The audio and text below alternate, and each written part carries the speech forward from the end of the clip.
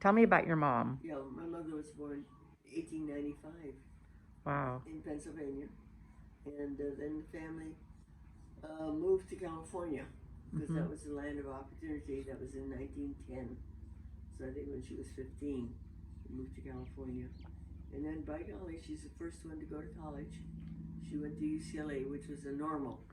It was called Wow. normal, LA Normal or something in Huh. those days. And it later became UCLA. Mm-hmm. And she became a teacher and came over with a bunch of single American ladies No after kidding. As an adventure. After World War One. She was a real pioneer. Yeah. After World War One, 1922, Uh-huh. a bunch of them came over from California, single, and they were interspersed all the islands. Some went to Kauai, some went to Oahu, Maui. Mother was sent to uh, Big Island, Papaikou, which is right outside of Hilo Uh-huh. Elementary School.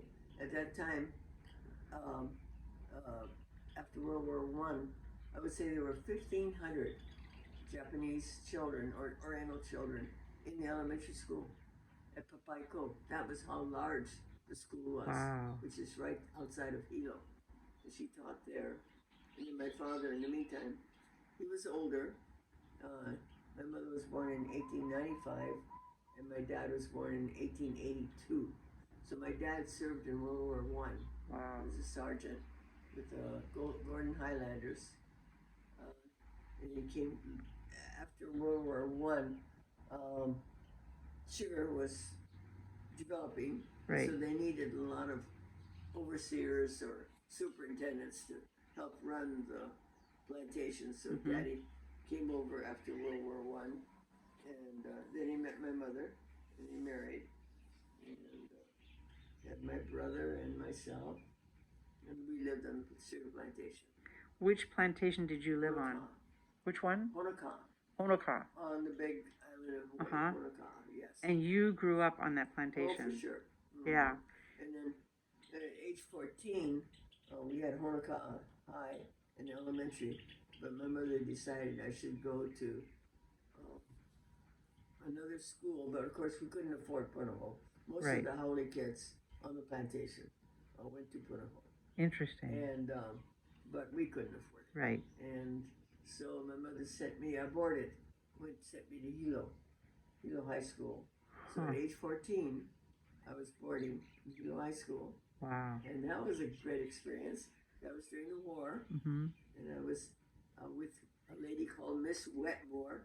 She was spinster teacher, uh, and she had taught the Japanese earlier during World War II in the internment camps up in first Idaho and then the state of Washington.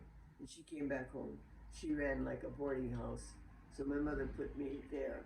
So I boarded Mm-hmm. at Ann Whitmore's. And was your brother with you? No, my brother, in the meantime, we went to California in 1940. I was 10 and my brother was 14. And so my mother's mother lived in San Francisco. Mm-hmm. So, and my Uncle Noble lived in San Francisco. Lived in San Francisco, her brother, her baby brother. So she decided she left him up there at age 14. Hmm. So he lived with the grandmother in San Francisco. And then I came back home.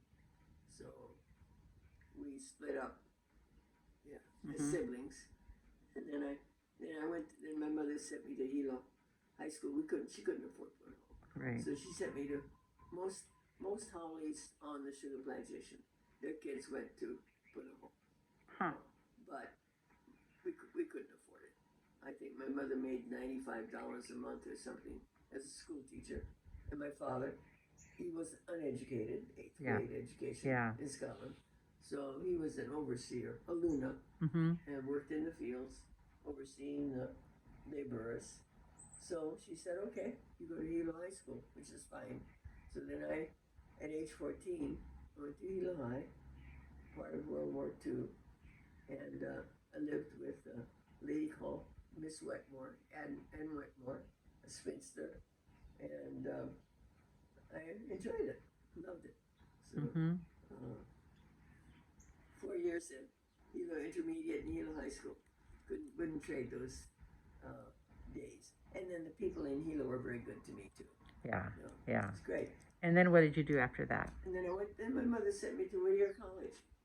And I mean, that's a great expensive. school. Sure, but she was close to the Moyer family, and they sent Margie to Whittier. And so my mother said, you know what, you're going to Whittier too. So she sent me to Whittier. I think my dad made $95 a month or something on the plantation. And my mother maybe made $95 or $100 as a school teacher.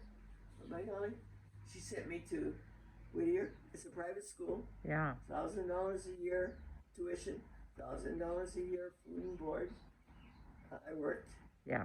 in the cafeteria, and but she handled it. She invested in stocks and bonds. She's very good. My father was not very good at all. Yeah. And my father also drank. But she tolerated it. She put up with it. But she was a strong one in the family. Yeah. Invested, made sure I got an education. Yeah. Good lady. Terrific lady. Good. And in fact, I bought this townhouse in the middle because it's the only one that doesn't have steps. And my mother was arthritic. So at least she could come up. Yeah. And I wanted her to live with me. I bought this in 1976.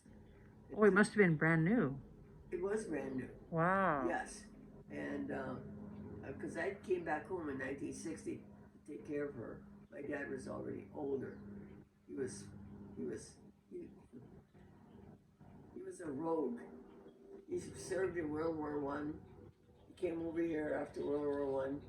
He was already 43 or 45 when he married her, but he told her that he was 33 because he looked very handsome. Oh, he lied. Oh, he lied. He was a liar. He was.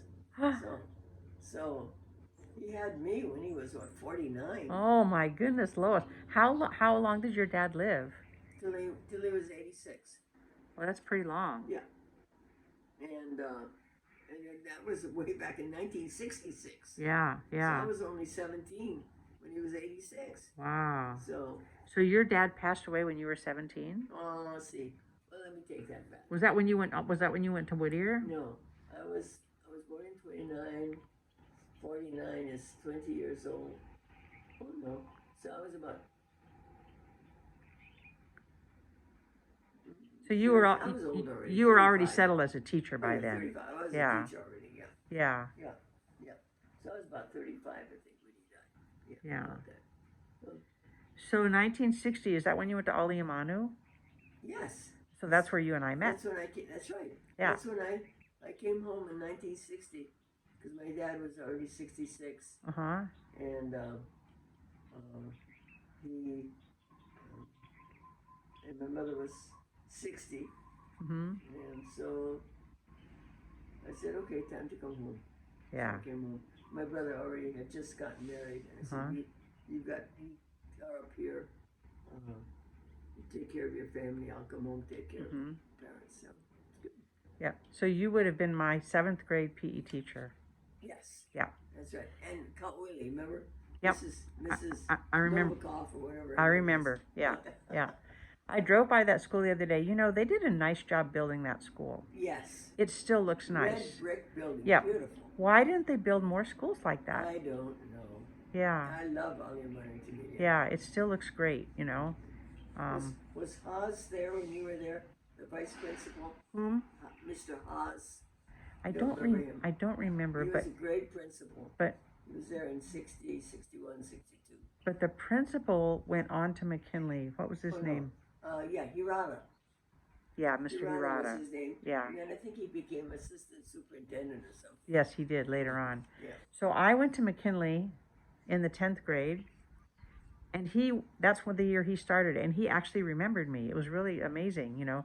Well, I was in the band, you know, and he came into the band one day, and there was, you know, the 100 and some kids in the band, and he walks over to me and he says, "Did you go to Aliamanu Intermediate School?" He remembered me. Isn't that something? Good for him. Yeah, I thought that was really sweet, you know. Terrific. Yeah.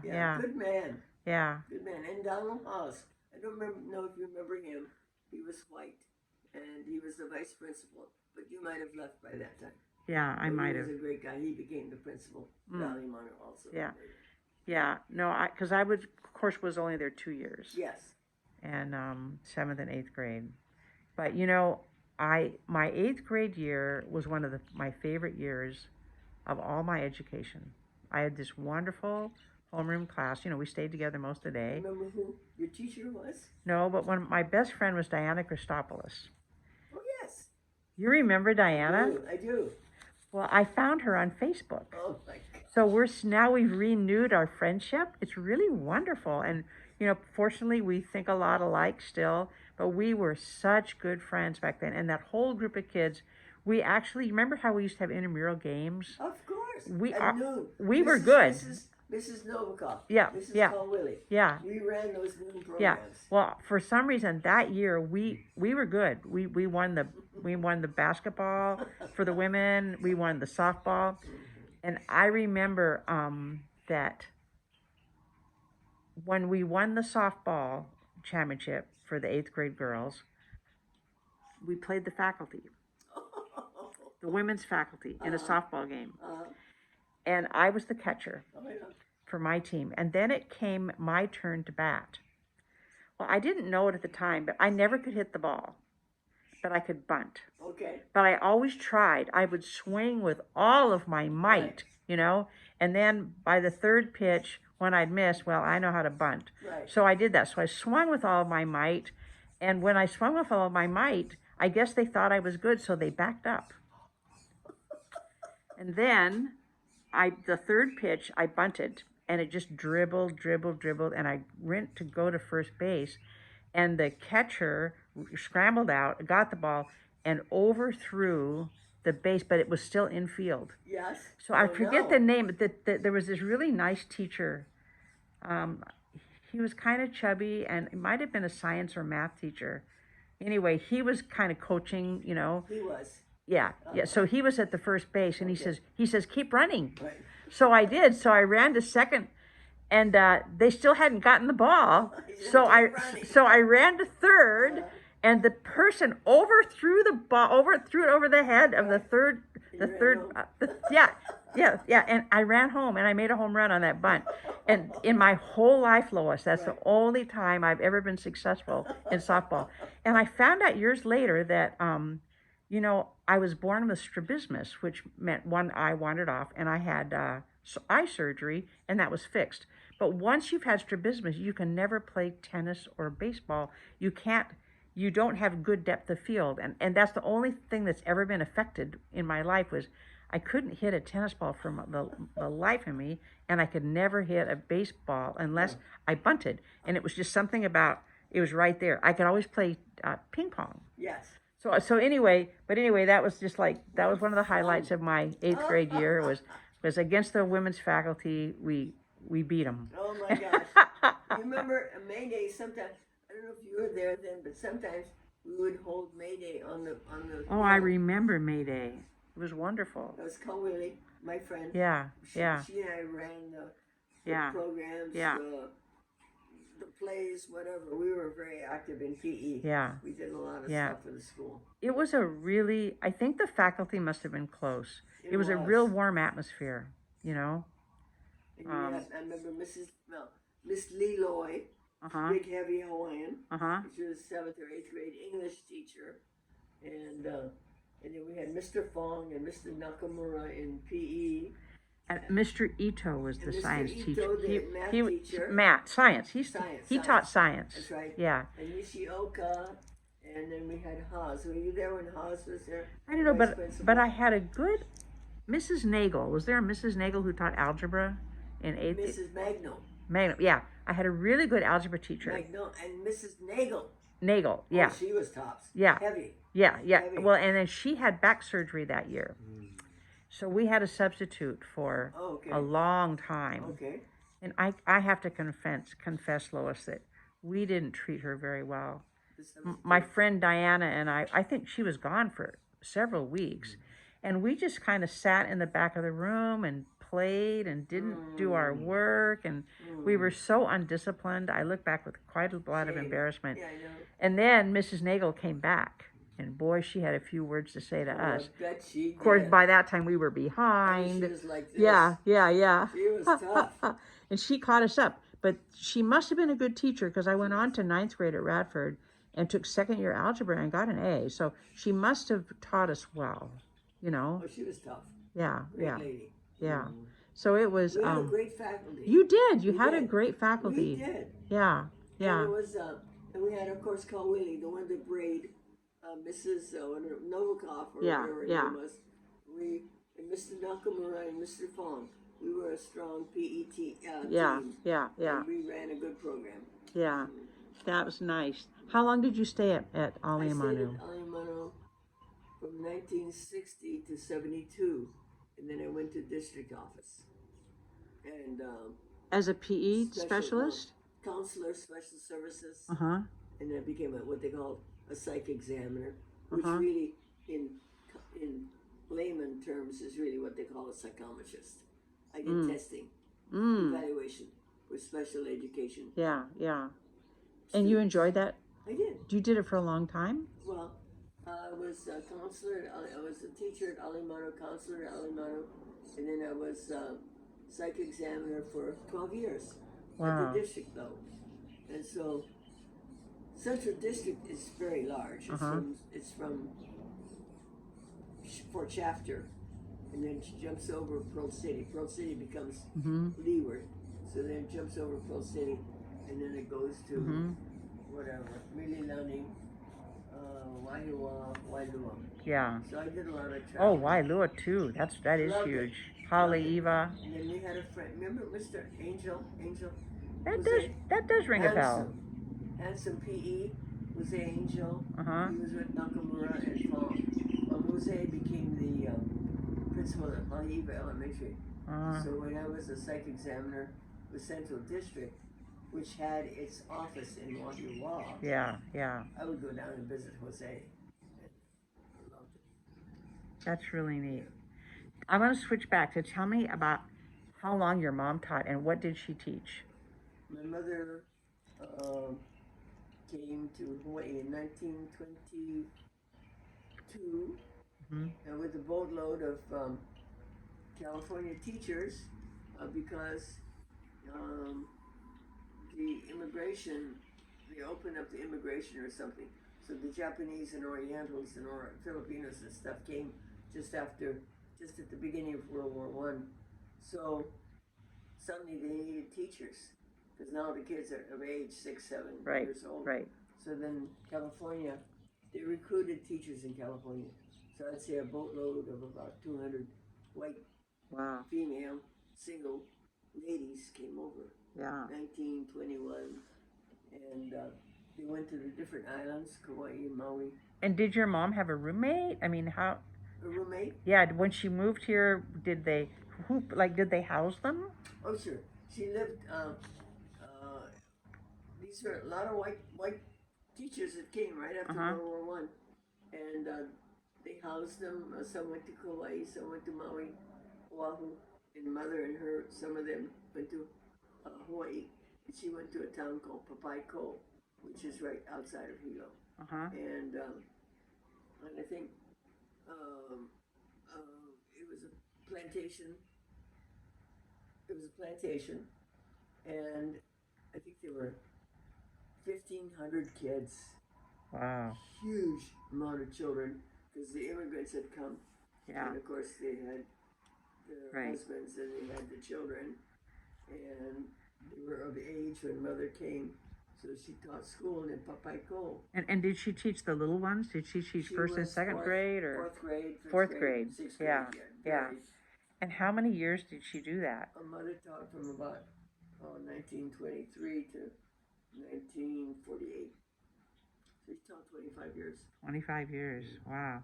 And then did they stay on the Big Island or did they move here? And my father came over from Scotland. He was in World War One. He was older, lied about his age when he met my mother. So she thought she was 28 when she married him. And she said he was 33. but he actually was 43. And How long did they? How long was their courtship? I'd say 6 months. Yeah. Met a New Year's dance. That's how it was in Hawaii, just after World War One. Yeah. Met a New Year's dance in Hilo. Married in June, and then my brother was born the next year, and then I was born 3.5 years later. And Did she find out how old he was before she married no, him? of course not. He lied about his age. When did she? When did she figure it out? I don't know. Yeah. I think when she probably saw his passport. When he went to see his sister in 1929. Because let's see, he was already 47, 48 when he had me. Yeah, yeah. Wow. You have such an interesting history. Yeah. So, What did you do? So how many years did you teach and do work for the DOE? with the DOE, Yeah. I was teaching. I was in California. I went to Whittier College, Yeah. and I taught in. Let's see. I taught in a town called Visalia. Ah, south I've of heard of that. Fresno. Yeah. Lovely little valley town. What's nice about it, it's 6 miles east of Highway 99, the San Joaquin Valley. You've got Bakersfield, you've got Fresno, you've got Merced, Modesto, but Visalia was set 6 miles east of Highway 99, so it was high class, very nice. Yeah. Gentlemen farmers, orchards, orange groves, lemon groves. It was not a valley town like Fresno, Right. or Merced, or Modesto, or Bakersfield. Yeah. It had a little more class to it. Uh-huh. And it was on the way to the Sequoia National Parks. So it's a gorgeous, gorgeous setting. So I was lucky to be there, and had a great time. And how many years did you teach in Visalia? I was in Visalia for 8 years. You were there for 8 years before you came to Aliamanu? Yes. Wow. I was in Visalia for 8 years, and then my mother was already 65. And my dad was older already. Right. He was 80. And So was your mom? Were they still in on the Big Island, or they? No. My dad. He always lied about his age. Yeah. So actually, they fired him when he was 55, but he really was 65. They probably knew that. No. Really? And, well, maybe they did. I don't know. Yeah. But. Well, if they were, you have to show some kind of valid ID to file your taxes no and idea. things. Yeah. I have no idea. But my mother also thought he was younger. Yeah. I mean, he was 15 years older than she. She said she never would have married him. Right. But he said he was 33. Right. He looked young. Right. So that's how it goes. So he had me when I was 40. When he was 47. Yeah. 48. Yeah.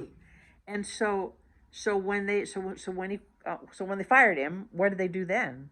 Well, if I had $1,000, they gave him $1,000, whatever you call it. Yeah. They didn't know he was 65. Wow. So he got $1,000. Like separation pay. Separation pay. Yeah. And so then my mother moves to Honolulu. And fortunately, she's good friends with the Sanborns. She and the Sanborns came together after World War One, and then Mr. Sanborn became principal, and Mrs. Sanborn, lovely person. In fact, Mrs. Sanborn is the one that gave me these chairs. No kidding. Yes, and also gave me the bookshelf. Wow. Which it's a double-deck bookshelf. Yeah, but yeah. I've separated that out. Oh yeah. That's really something. Sanborn's very, very close. Yeah. And so Mr. Sanborn became the assistant superintendent of the territory of Hawaii in public education. Yeah. But they were very close. And so, in fact, when Daddy was fired from the plantation, they thought he was 55. They fired him. He really was 65. Yeah. He should have gotten a pension. Right. But because he lied about his age, got $1,000. What do you call it? Severance pay. Right. That's it. Severance I pay. know. So my mother's the one that I have great aloha for. Yeah. She's the one that persevered. And in fact, I told her at age 13, she sent me to Whittier. Come on, it's a private college. She's Yeah. sending me to Whittier. $1,000 tuition, $1,000 room and board. Yeah. Oh, she sent me. I said, you know. So did your dad never work again? Well, he was fired in '48. Right.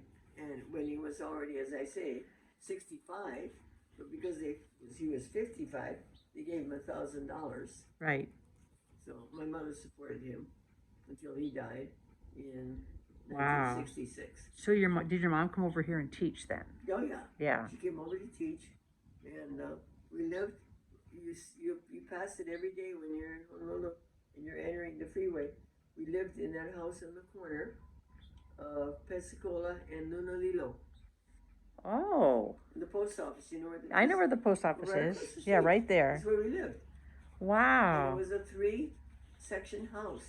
We lived in the front with 1 bedroom. And then on the side was Sue. She lived in a little studio, my dear friend Sue. And then in the back was another studio. So the house. So where did you sleep if there was just one bedroom? In the living room on a Kāne. My mother slept in the 1 bedroom. My mother slept in the bedroom. When my father was alive, he slept on a Kāne in the living room, and I slept on a Kāne in the living room when I came home. Wow. Yeah. And then we had 1 door, and Mm-hmm. 1 entrance there, and then I planted the plumeria. And Yeah. I think if you go by there, Yeah. you'll see the front yard. There's a plumeria tree there. Still there. Yes, that's what I planted. I'm going to look for it. Lunalilo and Pensacola. That's right. And Pensacola and Nunalilo one way, right? Right. So you had to pay attention to parking. Yeah. Because in the morning you couldn't park on Nunalilo. Right. And then on Pensacola you could only park on one side. Right. And in the afternoon you never could park on Nunalilo.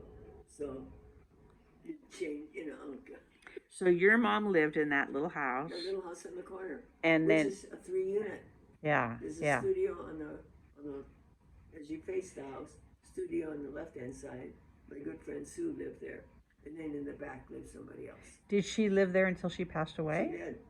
She refused to come here. Because I bought this place. That's why I bought this Yeah, place. yeah. With no steps. So she could just come up the walkway. Yeah. No, she said, I'm staying in town. So Did then she come see you very often? Sorry? Would she come and see you here? No, what I would do, no, she never wanted to come and stay overnight. So what I would do is, although I had this place, I got it in 1976. Right. When they first opened. Right. And of course I wanted her to live with me, because they're good friends. Yeah. Elsa lived at Poinani. Uh-huh. And they I were see. bridge players. Mm-hmm. But no, she said, no, I'm staying in town. So what I would do, I would stay in town with her. I see. And Sunday sleep on the night, Pune. Monday night, Tuesday night, Wednesday night, Thursday night, Friday night. And Saturday I would come here, play tennis in the morning, play golf in the afternoon. Sometimes go home weekends, Saturday nights. Sometimes I'd stay with friends, maybe overnight. Yeah. And then go to church at the Kāne Methodist Church, Uh-huh. sing in the choir, play golf at Midpack, and come home Sunday. And then either eat at home or we'd go to East West Center. Oh. And have nice dinners up there. Nice. Very nice indeed. Yeah. Oh, that's really nice. Yeah. And then I'd take her, I'd come home from school. She'd have somebody from church pick her up in the afternoon about 1 or 2, take her to Aliamanu Beach. She loved the water. She was arthritic. Yeah. Loved the water. So then I'd go down after school. She'd be there bobbing around in the water. I'd go pick her up, bring her home. Then we'd go eat either at my house, or usually we'd go to East West Center. Have a nice dinner. Yeah. Well, that's so nice. And then Lorna and John Mount were very good to her, because I would come on Saturday mornings. I'd come and play tennis in the morning, play golf in the afternoon. Sometimes I'd go home Saturday nights. Sometimes I'd stay with friends in Kailua. But John and Lorna Mount were very good. If I wasn't home, they'd pick her up in the morning and take her to Central Union. How nice. Yes. How nice. Very kind to my Wow. mother and father. Wow. And how did you get to know John Mount? I don't know, through church, Yeah. Central Union. Yeah. So we've been old friends. Yeah. Sure. Yeah. And Lorna was a dear. Now, you became very involved in developing Hawaiian music for children. Oh. And arranging. That was through Lillian. That was through Lillian? Oh yeah, she's very musical.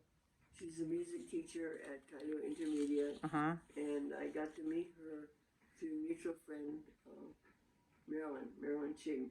Mrs. Ching and my mother were very close. Both teachers. Uh-huh. They called Lois School. Very close. And Marilyn had been educated in New York, got a master's from NYU, and came back home, married, and had the one daughter, Julie, who went on to Stanford, incidentally.